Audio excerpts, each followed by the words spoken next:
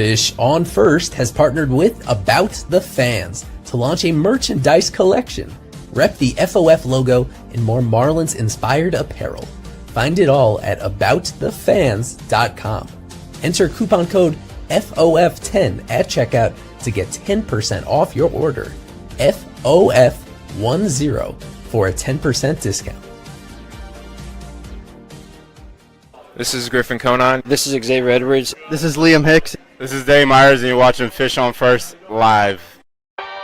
Fish on First live, presented to you by About the Fans. Make sure to use code FOF10 at checkout, FOF10 at checkout for 10% off. And Isaac, this is not unfiltered. This is Fish on First live, late night with the Fish.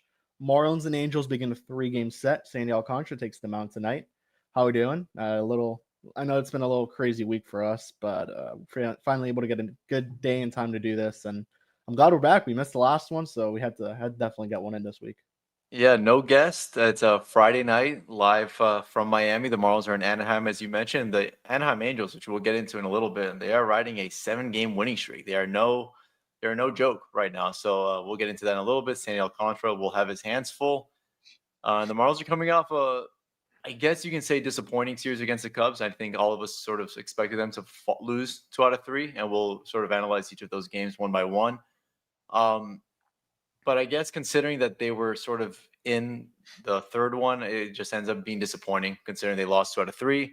But we'll dive into it. And Fish on First live, an abnormal one for sure, just us two. But we're gonna make it work.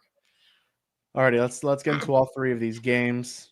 The first one was insane. There's no other way to say it. Yeah. Marlins, take a quick 2-0 lead with back-to-back home runs from Jesus Sanchez in the leadoff spot. Agustin Ramirez follows it up. Cubs put on 3. Marlins with a big 4-run bottom of the 5th. Cubs followed up with a 4-run top of the 6th. That was a Jesus Tinoco special, I guess you could say. He blew that one there. And Jesus Sanchez in the leadoff spot comes in and wins it for the Fish. Valente Belloso was called the unsung hero of this one per Clayton McCullough, going 3 innings of relief. Outside of that, it was a pretty good game for the Marlins. Much needed win. They had lost a lot before that. But it was a good series against the Rays before finally snapping that streak. Go into that first game against the Cubs, a team that they only were able to take 1 against in Wrigley. I mean, overall, Jesus Sanchez in the leadoff spot certainly worked out for the most part this series. Obviously, we'll talk about who is leading off tonight. But this series specifically, Isaac, and even the Rays, it worked out well. Yeah, Jesus Sanchez is not your prototypical leadoff hitter. He does not get on base an insane amount. He does not steal a lot of bases. He does not have any of the qualities that, for example, Xavier Edwards has. However, it has worked so far, and it's worked so well that I've even had to ask Clayton McCullough, when Xavier Edwards is reinstated off the IL, is he making your, life any harder? You might toy with the top of the lineup and sort of maybe switch it up a little bit. He said, no, they're really adamant about having X in that spot. I think they think he is the prototypical guy. But in the meantime, Jesus Sanchez has been absurd. He led off the game with a home run, obviously his first career leadoff home run. And then later on in the game, we know what he did. On the bottom of the 9th, down by a run with 2 outs. The Marlins were down to their last strike. Jesus Sanchez was down to his last strike. And he comes through with a 2-run triple, according to Major League Baseball. I thought it was a double. Excuse me. And Miami came through with the win. But yeah, Sanchez did something that no Marlin had done since Hanley Ramirez in 2010, in which was to have a leadoff home run as well as a walk-off RBI in the same game. But yeah, Jesus Sanchez at the top of the lineup, obviously followed by Agustin Ramirez hitting second. Sanchez told us that he's just acting as if he's hitting second in that spot. And he swung 3-0 for that leadoff home run against Ben Brown. And it's sort of a philosophy with the Marlins. They're not just taking 3-0. If it's a pitch in the zone, which most of them are, they're going to be getting the green light. So a lot of fun things to come out of that game. And then we get to the second game with Ryan Weathers, 5 innings of 1-run ball. That 1 run was a home run to Kyle Tucker. After that, Marlins take him out 80 pitches in, 5-5. He was on a pitch count, so it was an 85 pitch count. And then Calvin Fauché comes in, and as you can see, an 8-run top of the 6th. Fauché's unable to record an out for the first time in his career. Comes into an outing unable to record an out. Then it was Blake Bacher who surrendered 2 more, and after that in the 9th, 5 more off of Javier Sanoja So, Isaac, I know there's different ways to look at it, and this is actually be a pretty good conversation because I noted in the recap. I think the way that they've prepared the pitchers, even going back to spring training in the 1 inning increments, is now why we're seeing someone like Orion Weathers, 5 innings, 80 pitches. We saw Beozo against the Dodgers not going through the third time through. We saw it with Cal Quantrill against the Rays, even against Atlanta a couple, a month or two back. Like it hasn't been just one situation where maybe the start has been taken out a little bit too early. I think we saw that today. Again, Clayton, I don't know how much of this he has a say in. It was an 85, it was a pitch limit of 85 pitches. Not much you could do after that. Weathers, similar to Beozo, encouraged that the move was the right one, going with Fauché there in that situation, noting that if he wouldn't have shot himself in the foot in that top of the first, or even just first 2 innings, probably would have had some more pitches to work with going into that 6th inning, and probably could have seen that lineup a third time through. Yeah, with Weathers, I think unfortunately Weathers is one of the guys that they would trust to face a lineup a third time through. And I think you're right that the way that they sort of baby some of their guys in spring training has not helped them. However, at this point, we're in late May. Now we are. I think Sandy, Max Meyer, Ryan Weathers, even maybe Cabrera, those are the guys that they will trust to face a lineup a third time through, go deep in the 6th or 7th inning. Weathers is coming back from that really scary forearm injury. Anytime it's a forearm issue with a pitcher, you're going to, have him come back slowly. And this was Weathers' second start back. This was a team that he had just faced less than a week ago. So in that case, I sort of saw where they were maybe coming from. At the end of the day, maybe let him at least start the following inning because, obviously it's hindsight is always 2020. And the next pitcher that came in gave up, how many was it? It was 6 earned runs. Gave up 6, yeah. Right. Fauché gave up 6 earned runs. And I'm Fox sure the Cubs, who didn't score off him in his season debut or in his second start of the season, could not score off him, could not score more than 1 run. So I think maybe in that case, you let him go a little bit more, but you also see the other side. And then, the bullpen was just atrocious. And that one, once Fauché gave up the 6 earned, you could not record him out. Like Bacher came in, gave up a couple more of his own. Cade Gibson was actually the best reliever that they had that day. Now who is still the only left-hander in the bullpen. But yeah, I'm curious to see how this trend goes later on in the summer with a guy like Weathers in particular. I think you'll see him get opened up a little bit more to the 100 pitch count range, but it's just a second start back. You can understand the thought process in taking him out there. Yeah, definitely. Two sides to that discussion. The final game, Cubs put up 1 in the first. I believe that was another Kyle Tucker home run. He was awesome this series. We don't have a series MVP. If I had to guess, it would be him. And then in the bottom of the first, or Jesus Sanchez, it could be. In the bottom of the first, it was a Connor Norby RBI single. He's been really good so far this season after a little bit of a slow start. Cubs tack on 1 in the top of the 8th. Marlins unable to get anything going after that. But Max Meyer was really good, Isaac. I didn't watch his full start. I know you did.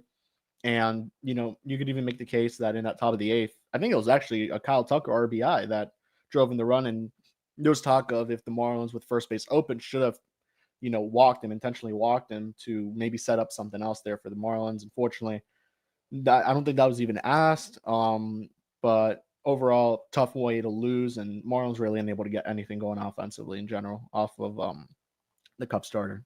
Yeah. Well, let's start with Max Meyer. I think he threw 99 pitches, the most that he's thrown this season. Actually, obviously, he's completed 6.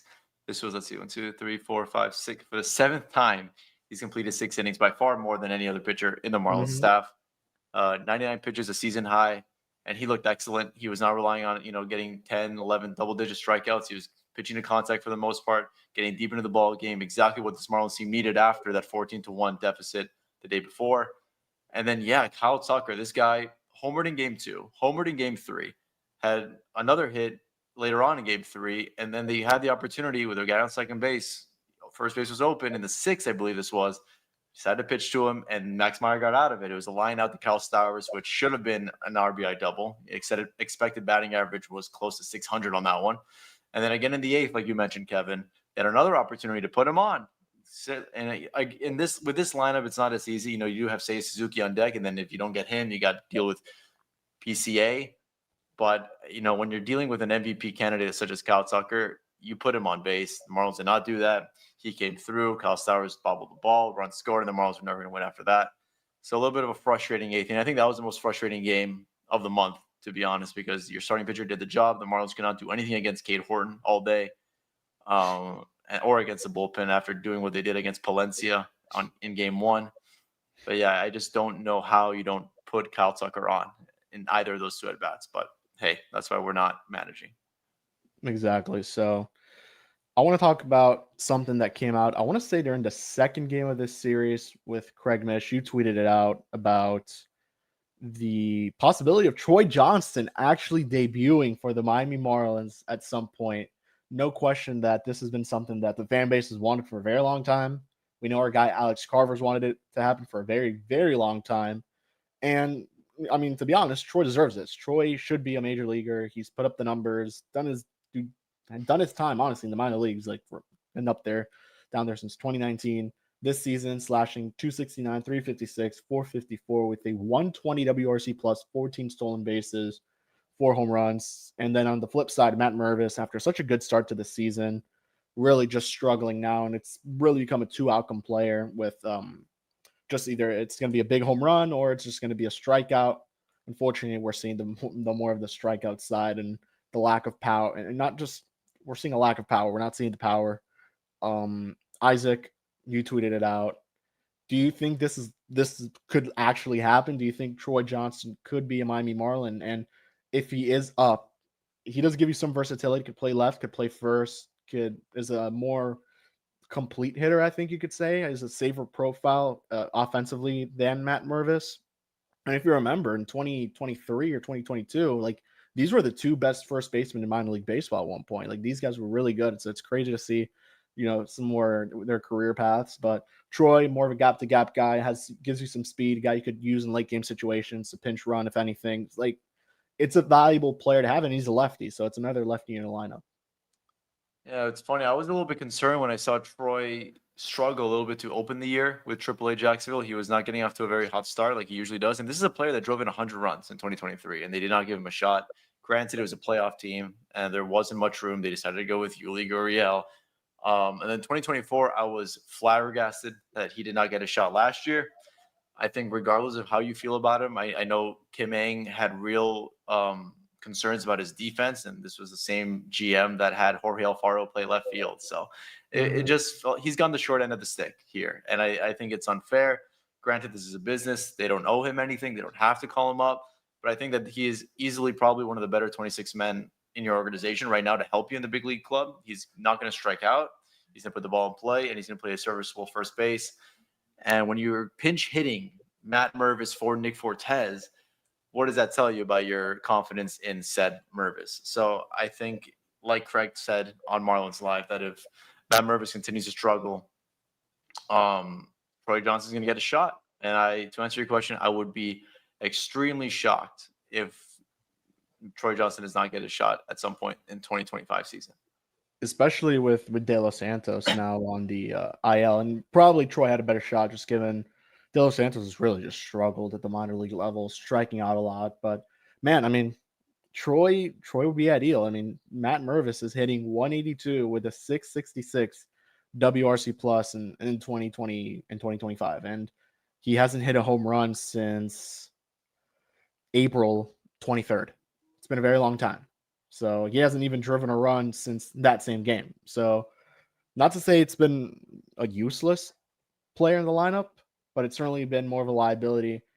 And yeah, it just hasn't gone very well for Matt Mervis with the Marlins. But what else can we talk about? I mean, Thomas White, we could quickly mention. Isaac, you put something out on him. He's now with like some sort of index thing, if you want to clarify what that is. Yeah, I reached out about Troy. Had been 2 turns to the rotation in which Troy had not made. I'm sorry, Thomas had not made his scheduled start. His last outing was May 9th, where he pitched very well, probably his outing of the year. And he is dealing with left index finger soreness. And he is still throwing. He's still in his throwing program, but he has not made a start. From what I understand, it's not a very worrisome issue. But yes, he has not made a start. That is not what I meant to put. I do think that that Thomas, from what I understand, it looks like he'll be back on the bump sometime next week for Beloit. Yeah. So one other name I want to mention, and kind of similar to Mervis, is Eric Wagaman making his return, his glorious return to Anaheim against the Angels this weekend. And it's been a up and down stretch for Wagaman this season. Isaac gets off to a really terrible start, heats up, big hit streak. Now kind of a little bit of up and down. And this is the only free agent that the Marlins signed on the position player side of things. So it was a split deal, ends up making the team. It was pretty evident he would make the team unless he truly flopped. And he's given the Marlins some flexibility, left field, first base, played a little third. And, he's a decent hitter for the most part, decent power. People say like Garrett Cooper type guy. Sure. How would you assess the Eric Wagaman tenure so far in Miami? Really quick, I'd like to address this comment we have from Brett. Matt As Mervis well. does have a minor league option. He most certainly does. However, from what we understand and what we've gathered, it sounds like if they do decide to move on from Matt Mervis, it would not be an option. It looks like they'd be DFAing him. I feel like that's more of a mutual agreement. I don't think Mervis. I think Mervis feels he might get a shot elsewhere rather than just being optioned. But he does. Just to be clear, he does have a minor league option. He could be sent down if need be. With Wagaman, he's a guy that the whole organization really likes, especially manager Clayton McCullough. He has struggled a little bit, not as much as he did to begin the season, but he's been hitting, man. He's been hitting in that Rays series. He had 6 hits. It was crazy. What did he do in that Rays series? He went 6 for 11. So he's been hitting the ball well, and he's going to be playing left field, first base, third base, wherever need be. So I think his spot in the roster is pretty safe for now. And when or if Troy does come up, I think Eric's job is safe. And I think he's done exactly what the organization had hoped for when they signed him to that split contract of 1 year, 700 or whatever the league minimum is. So, yeah, I think the Marlins have to be happy with their return on investment with Eric Wagaman.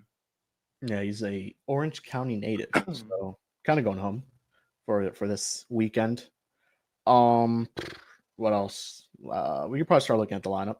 Marlins Angels 3-game set. Sandy today. We could actually talk about Sandy first because it's been weird. It's been weird outings for Sandy. It always feels like it's 1 or 2 pitches, at least the last 4 outings. I don't know if you would agree, Isaac, that really define his outing. The line doesn't, I think, reflect sometimes how good he looked in certain starts, like this last one against the Rays. 4 awesome innings of baseball, topped out at 100 miles per hour. Like, he was really good, getting the swing and miss, keeping the Rays, offense at bay. And then that 5th inning, 3 stolen bases in that inning, bad pitch to Yandy Diaz, who ripped it up down the third base line. And unfortunately, that's where everything kind of went to shit for Sandy there. But overall, last couple starts have been better. Now, is this the one that everything comes together for him and you won't see those couple pitches, define what a start will look like? What are your thoughts? How are you feeling about Sandy going out there against the Angels? And how do you assess his last couple starts? Well, as hot as the Angels are, as we mentioned, they've won 7 straight. I don't want to jinx anything because I thought the same thing with the Rays, but I think this is the lineup that favors Sandy's repertoire a lot. This is a very right-handed heavy lineup. You just up through down. The only guys that are the only lefty in the lineup is Nolan Shaniel. Yohan Moncada is a switch hitter. Doesn't really scare you either.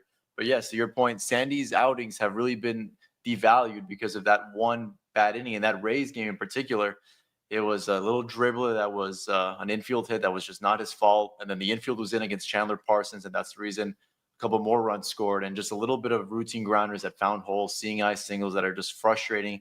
They let him finish the game. They let him finish the inning. I'm sorry. He reached 100 pitches or so.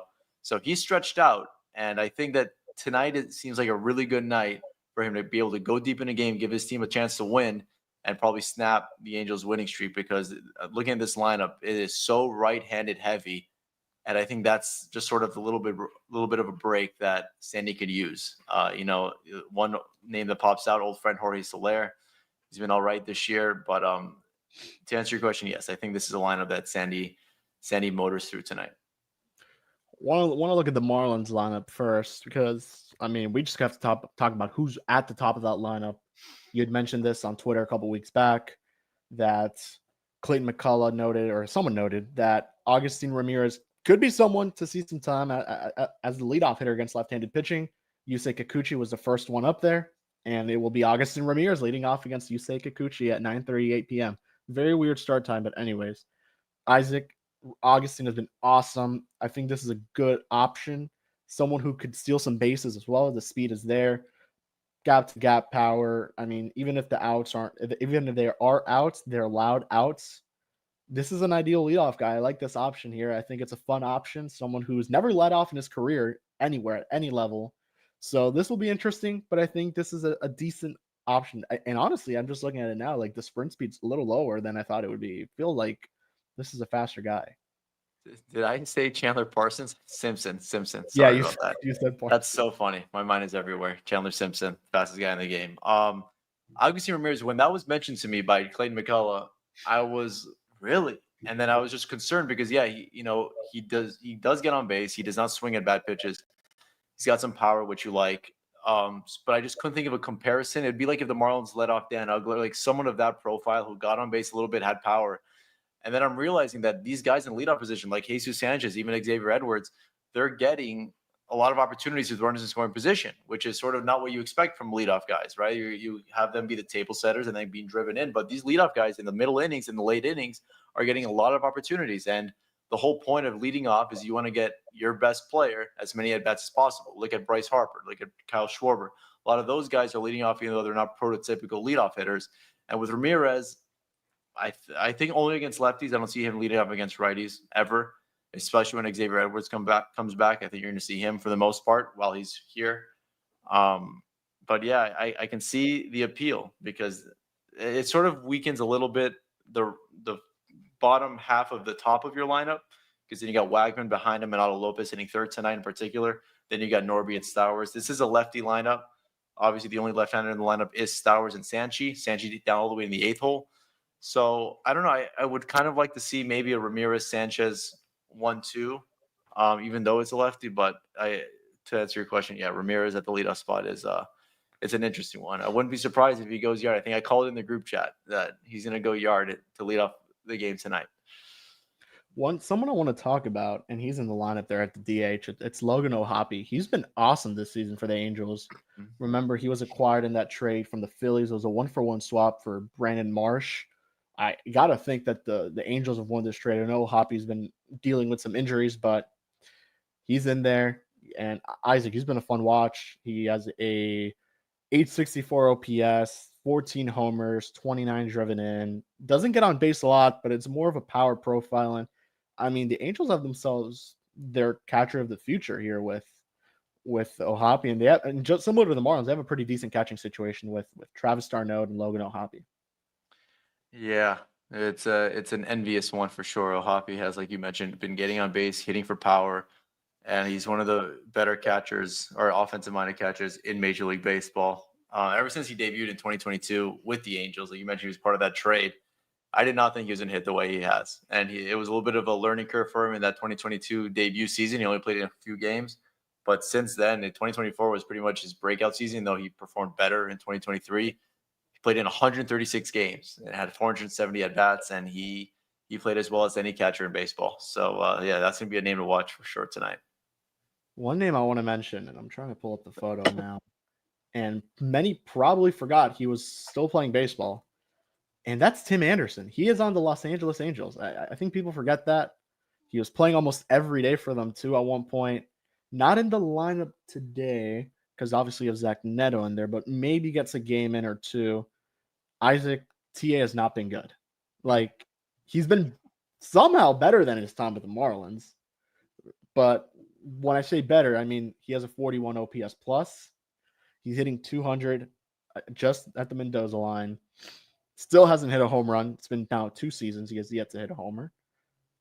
Just what are your thoughts on TA with the Angels now? Probably, unfortunately, going to get DFA'd at some point soon. I guess he's a nice veteran presence to have. Tried to rebound with them, made the team out of camp just because of Neto's injury. But him and Jorge Soler, I believe, are the only 2 former Marlins on the Angels. I'll have to check that.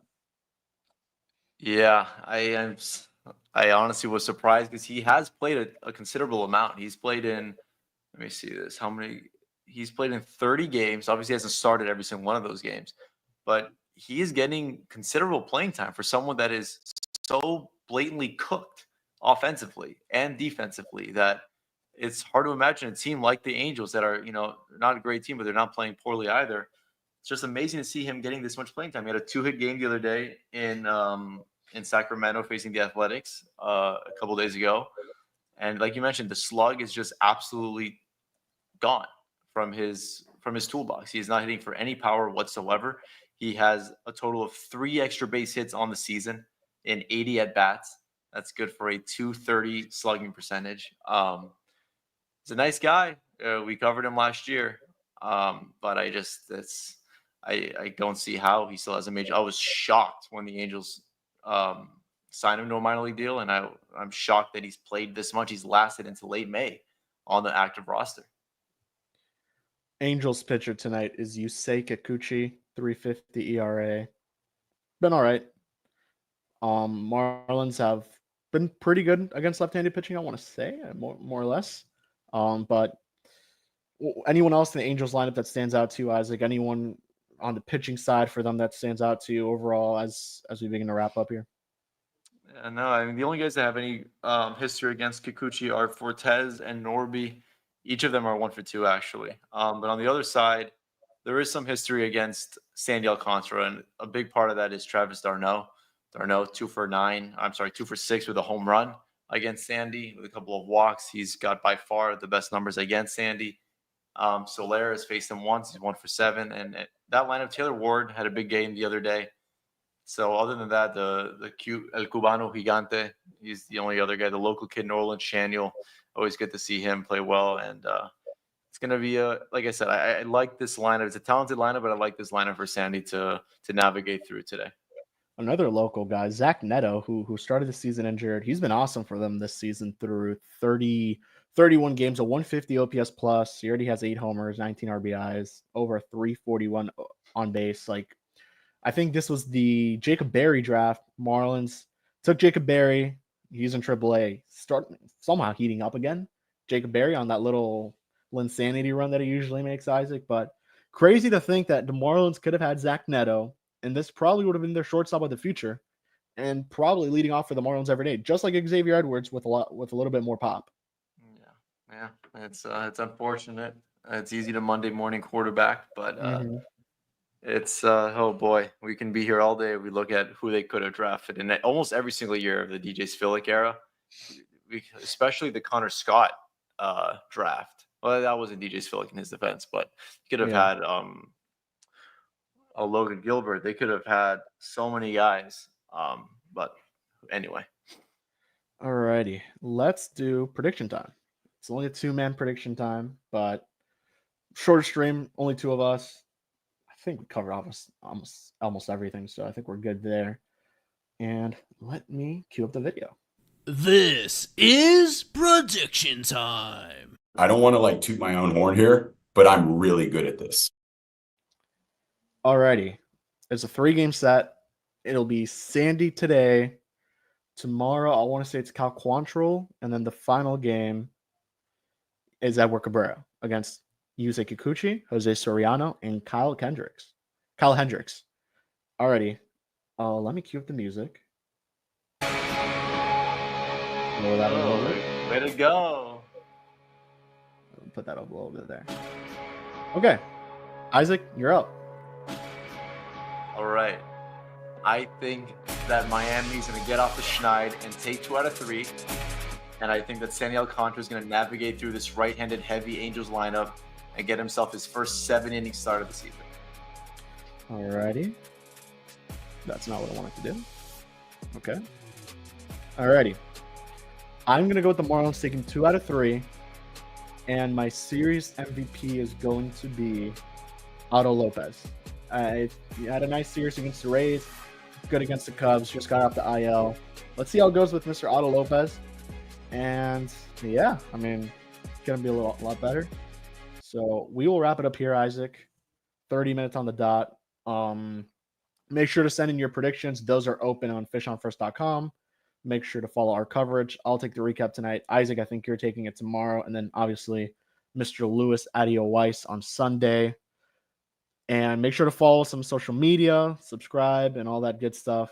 So from Isaac and myself, and as I look for the outro video, and it doesn't look like we have an outro video, so we'll just go with this one. We'll see you guys all in the next one, and go fish. We gotta end it off right. You gotta